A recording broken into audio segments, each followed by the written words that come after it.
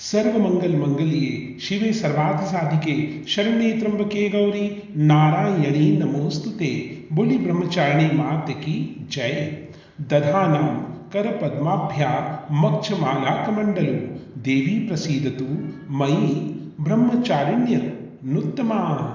माँ दुर्गा की 9 शक्तियों में दूसरा स्वरूप ब्रह्मचारिणी का है। यहाँ ब्रह्म शब्द का अर्थ है तपस्या। ब्रह्मचारिणी अर्थात तप की चारणी करने वाली। कहा भी है वेदस्तत्वम तपो ब्रह्म, वेद तत्व और तप ब्रह्म शब्द के ही अर्थ है।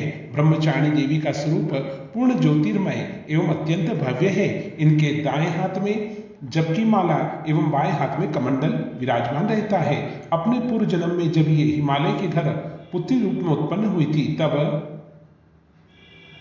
नारद के उपदेश से इन्होंने भगवान शंकर जी को पति रूप में प्राप्त करने के लिए अत्यंत कठिन तपस्या की थी। इसी दुष्कर तपस्या के कारण इन्हें तपस्चारिणी तथा ब्रह्मचारिणी भी कहा जाता है।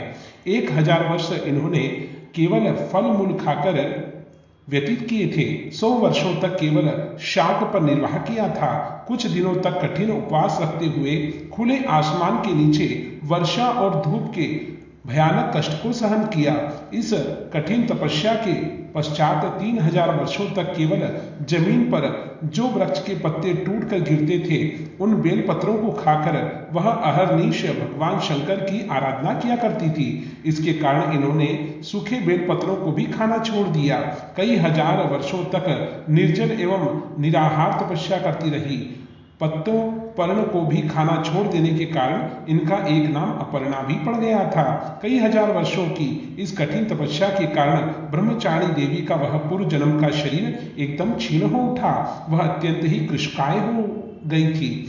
उनकी यह दशा देखकर उनकी माता मैना देवी अत्यंत दुखित हो गई। उन्होंने उन्हें इस कठिन तपस्या से विरत होने के लिए आवाज दी और कहा, ओ माँ, अर्थात अरे अब और नहीं, अब और नहीं। तब से देवी ब्रह्मचारिणी का पूर्व जन्म का एक नाम उमा भी पड़ गया था। उनकी इस तपस्या से तीनों लोकों में हाहाकार मच गया। देवता, ऋषि, सिद्धगण, मुनि सभी ब्रह्मचारिणी देवी की इस तपस्या को अभूतपूर्व पुण्य कृत्य बताते हुए उनकी सराहना करने लगे। अंत में पितामह ब्रह्मा ने आकाशवाणी के द्वारा इन्हें संबोधित करते हुए प्रसन्न स्वरों में कहा, हे देवी, आज तक किसी ने ऐसी कठिन तपस्या नहीं की। ऐसी तपस्या तुम्ही से संभव है। तुम्हारे इस अलौकिक